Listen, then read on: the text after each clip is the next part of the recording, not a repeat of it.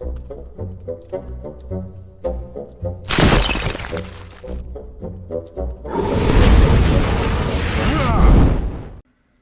everyone, it's Riffraff Hornhelm and I'm back again with another presentation from the Dwarven Vault, and today we have a monster review.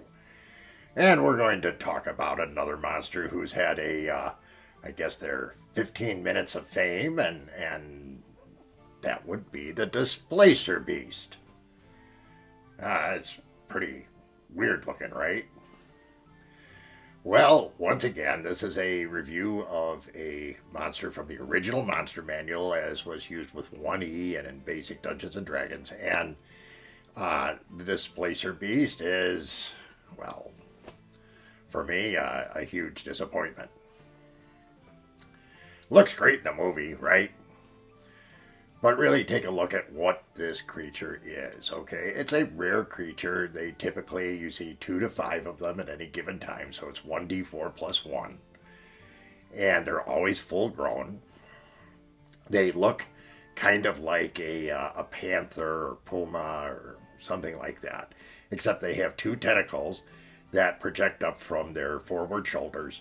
And on the ends of those tentacles are these knobby things that, it makes me think of like an ankylosaurus or something. It's something that you use as a club to beat your opponent. Pretty cool sounding, right? Well, there's some problems. It's a 6-hit dice creature. It's considered semi-intelligent. Not really sure what that means. It's neither low nor high or animal. Semi-intelligent means to me that it is probably maybe cunning to a certain degree. That's how I've always played it as a DM in any case. And certainly the Displacer Beast has some very interesting qualities. Once again, its primary attack is with these 2 tentacles with these like club things on the end.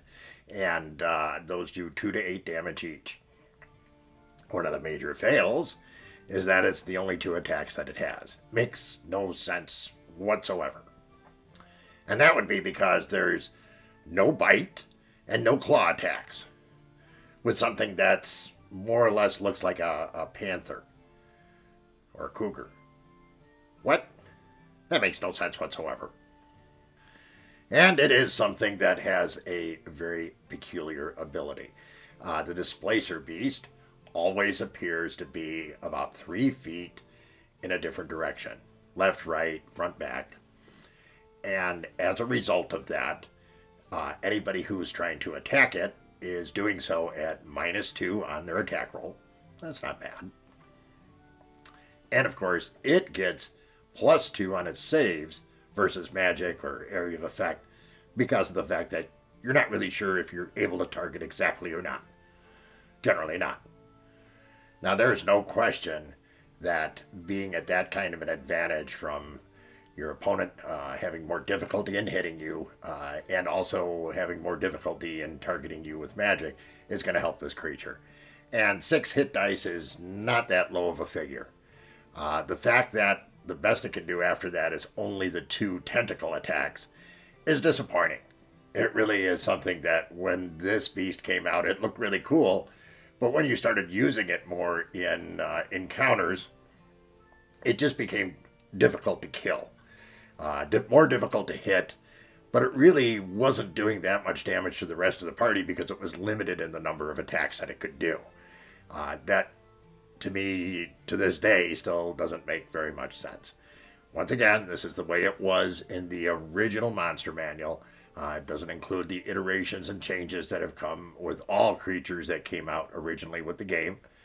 Now, because of these special abilities and the ability to make it much more difficult, frankly, to be accurate to hit, it does have some value as a creature in an encounter. And if you have more than one of them, it can be a bit of a handful, especially for a lower level party. In talking to the greater Hornhelm community and talking to the DMs involved, everybody had a tendency to put this one at about a 4. No higher, no lower. Talking to the actual players out there, the first time they ran into this, especially prior to the movie when these were not necessarily as well known as they are now, they said that, hey, I wasn't familiar with this whole business of being able to be offset by 3 feet in any direction. And it took us a while to get used to that and to deal with the creature. They ranked it as more of a 4.5. Okay, that's fine. Really, these are not the worst characters in the world.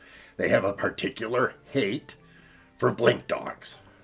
I don't know why. Blink dogs are kind of cute, but they don't like them. It doesn't really go into it much more than that. And certainly with the rarity of both creatures, the interaction between the two is really kind of off stage. We don't see that.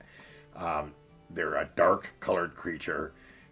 Think of them more as being like similar to a Black Panther or something like that. And other than that, it's as described. It's kind of a cougar or puma-like character with a couple of tentacles coming out of its shoulders with knobby things on the end. Not the most difficult character out there.